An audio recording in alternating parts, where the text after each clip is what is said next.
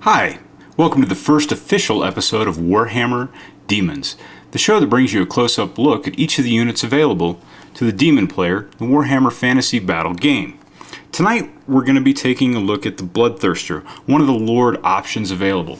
Before you see the model of a Bloodthirster. Now some of you might be wondering, what is that? I've never seen a Bloodthirster like that. Well, this is an older model. This one was the one that came out back in '94. It was available for $15 in a blister pack, and it originally came on a 40mm base. This is a 50mm base. When they came out with the Realms of Chaos box set in the late 90s, they came out with new Greater Demons, the ones you're familiar with now, the $50 box set, and they decided to mount them all on 50mm bases, so I had to switch this guy around. While we're talking nostalgic, back in 1994, if you wanted to put this guy in your army on the field, it would cost you a whopping 800 points. What did that 800 points buy you? Weapon skill 10, gave you 10 strength, 8 attacks, toughness of 7, 10 wounds, and leadership of 10. Compare him to nowadays, where stock, he's going to run you 450 points. Now you can pimp him out with up to 100 points of options, which we'll discuss here in a little bit. Now, right off the showroom floor, he's going to come with weapon skill 10.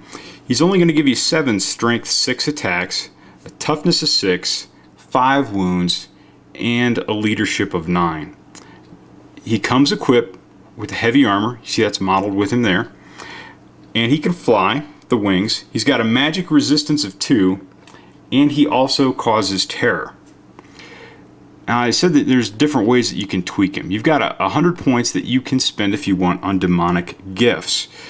And one that I really recommend is giving him a better armor save. For 15 points, you can boost his armor save up to a 3+. If you got the points to spend, for 50 points, you can make it not only a 3+ armor save, but also enable him to negate any magic weapons that he comes into base contact with. For 75 points, you can give him awesome strength. Bumps his strength up to 10. At that point, you're pretty much not going to have to worry about anybody making any armor saves. Handy for taking out some steam tanks too. Dark Insanity is a pretty unique gift. For 55 points, it's going to give you 2d6 plus 2 attacks, and those are going to be rolled at the beginning of each close combat phase. I had my buddy Abdul crunch some numbers for me, and he tells me that's going to give him an average of 9 attacks per close combat phase. So, on average, you should get more attacks. However, you can crap out with the dice and only wind up with 4 attacks. So if you feel like doing some gambling, want to have some fun, I think it's a neat gift to take. For 25 points, you give him what's called Immortal Fury, allows him to re-roll missed hits. 25 points also get you basically a Dispel Scroll, or you can get Killing Blow, or +1 strength and all attacks flaming.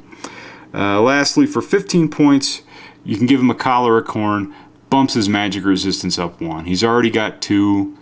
If you want, pay 15 points. Bumps you up to 3. So there you go. So now that you know a bit about this guy, how do you use him on the field? Don't make a mistake I did one time. I had my Bloodthirster. This is in a different edition of the rules, but he charged headlong into a block of Bretonnian men-at-arms. Thought, heck, he can take him. He's a Bloodthirster. Big badass guy. Yeah, right. Due to static combat resolution, he ended up getting broken. So what I mean by that is, you charge this guy into a big block of troops, rank and file guys. I don't care if they're goblins or empire guys. They're already going to have +1 combat resolution from a standard.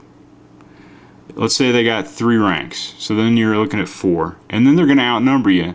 So they've got 5. That's 5 wounds you've got to do to them just to break even. And then if you do, oh, they got a musician, you don't, you lost, you got a test. And with this guy's 5 wounds, you roll a 4 or less on that test, he's gone. So be careful what you do with him. What do I recommend doing with him? He's got these wings here. Use them to fly behind your opponent's battle line. What he can do back there is put his terror to good use. If he's within 6 inches of any of the enemy units, they're going to have to test for terror at the beginning of their turn. And while he's back there, he's also going to interfere with their ability to make march moves.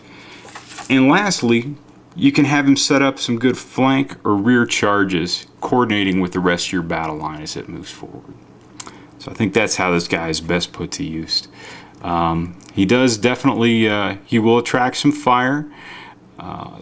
Watch out for that. You get enough skinks shooting at this guy with their poison blowguns, they can take him down and get through that armor, especially if you don't beef it up from the heavy armor he's equipped with.